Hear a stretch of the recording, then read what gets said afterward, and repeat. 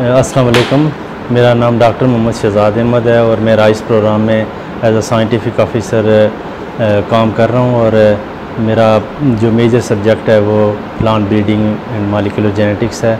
और हम यहाँ पे राइस की लैब में मौजूद हैं। इस वक्त हम हाइब्रिडाइजेशन के प्रोसेस से जो नई चावलों की इकसाम है उस पर काम कर रहे हैं।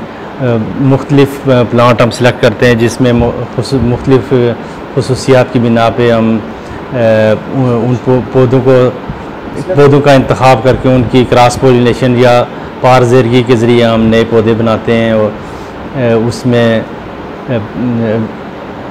अर्ली मैच्योरिटी हो गई, यानी जल्दी पकने की उसकी खसूसियत, या ज़्यादा पैदावार वाले पौधे जिसमें बीमारियां कम से कम हों वो हम सेलेक्ट करते हैं और उससे नई नस्ल जो है वो हम बनाते हैं। देख सकते हैं कि ये हम क्रॉस पोलिनेशन का अमल कर रहे हैं, जिसको सबसे पहले हम इमस्कुलेशन आती है। इसमें जो एंथर होते हैं उनको रिमूव कर दिया जाता है और सिर्फ फीमेल पार्ट फ्लावर का वो रहने दिया जाता है।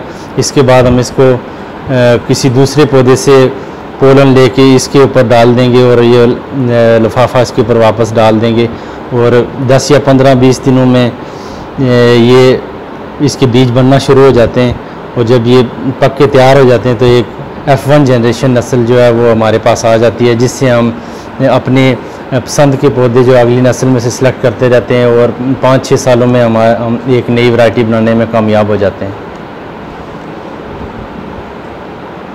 जब हम F1 जनरेशन या पहली नस्ल बना लेते हैं हाइब्रिड की, उसके बाद हम सिलेक्शन का प्रोसेस स्टार्ट करते हैं और पौधों को हम उनकी खसूसियात यानी जल्दी पक के तैयार होने वाली नस्ल या छोटे कद वाली जिसमें लाजिंग कम से कम हो, जो राइस गिर जाता है, वो उसकी खसूसियात हम देखते हैं।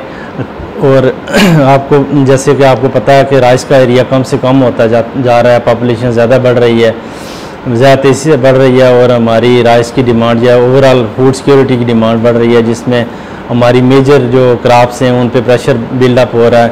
और हम छोटे एरिया में ज़्यादा पैदावार लेने के लिए हमें ज़्यादा पैदावार वाली वैरायटियाँ सेलेक्ट करनी पड़ेंगी, जिसके लिए हमारा ये काम यहाँ पे हो रहा है।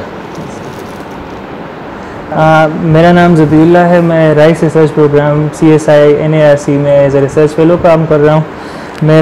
मेरी graduation plant breeding and genetics में हुई है और यहाँ पर प्लांट ब्रीडिंग के सेक्शन में मैं अंडर डॉक्टर शहजाद साहब के काम कर रहा हूँ।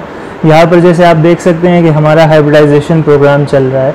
हाइब्रिडाइजेशन प्रोग्राम का मकसद ये होता है कि हम मुख्तलिफ़ खसूसियात की बिना पर पौधों को चुनें और फिर उनके खसलतों को एक करने की कोशिश करें। कभी कभार हमारे पास ऐसे होता है कि एक पौधा होता है जिसकी पैदावार हमारे पास अच्छी होती है, जिसकी बाकी सारे कैरेक्टर्स अच्छे होते हैं, लेकिन उसमें कुछ कमी बेशियाँ आ जाती हैं जिसकी बिना पर फार्मर्स उसको पसंद नहीं करते या वो वैरायटी हमारे साथ ख़त्म हो जाती है, वो फिर नहीं ग्रो की जाती।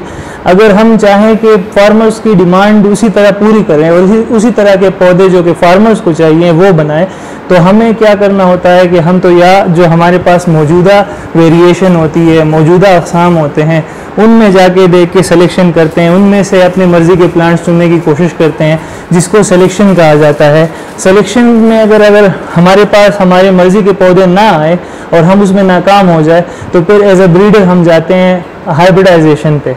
हाइब्रिडाइजेशन का मकसद ये होता है कि दो मुख्तलिफ पौधों की खसलतों को एक पौधे में इकट्ठे करना जो कि उनकी नस्ल होगी आगे। यहाँ पर जो आप देख सकते हैं पाकिस्तान में हमारे पास बासमती की डिमांड ज़्यादा है पंजाब में, लेकिन बासमती की जो वैरायटीज़ है उसमें ज़्यादातर मसले ये है कि वो लेट मैच्योरिंग होती हैं। कभी कभार उनके हाइट का मसला होता है जिसमें उसमें लाजिंग आ जाती है, डिजीज़ का मसला होता है। और दूसरी तरफ हमारे पास कोर्स वैरायटीज़ हैं या जिसको हम जैपोनिका राइस भी कहते हैं। उन चावलों के अक़साम में हमारे पास बहुत सारी खसलतें होती हैं जो कि बहुत ज़्यादा फ़ायदेमंद है, जैसे उनका छोटा कद जो कि उनको गिरने से बचाती हैं बारिश और आंधियों के दौरान, और जिससे उसका सीड बचा रहता है, उनकी पैदावार भी अच्छी होती है। तो अगर हम उन खसलतों को अपने बासमती वैरायटीज़ में ट्रांसफ़र करना चाहते हैं तो हम अपनी उन खसलतों के बिना पर पौधों को चुनेंगे और उनको फिर यहाँ पर ला के, जिस तरह हम लेके आए लैब में, पहले उनकी एमस्कुलेशन करेंगे। एमस्कुलेशन का मतलब ये होता है कि अगर एक पौधा है, हम चाहते हैं कि उसको दूसरे पौधे के साथ उसका क्रॉस बनाया जाए, तो हम चाहेंगे कि उसका अपना बीज ना बने, तो हम उसके पूल में से उसके अपने एंकर्स या वो जगह जहाँ से पोलन प्रोड्यूस होते हैं, जहाँ से उसकी पॉलिनेशन होती है, वो मैकेनिज्म ख़त्म कर देते हैं और उसके सिर्फ फीमेल पोर्शन को छोड़ देते हैं, जहाँ पर सीड बनने के चांसेस क्रॉस पॉलिनेशन से बढ़ जाते हैं। उसके लिए हम पोलन फिर दूसरे प्लांट से लेते हैं, जिस प्लांट के खुसूसियात हमने इस पौधे के साथ शामिल करने होते हैं।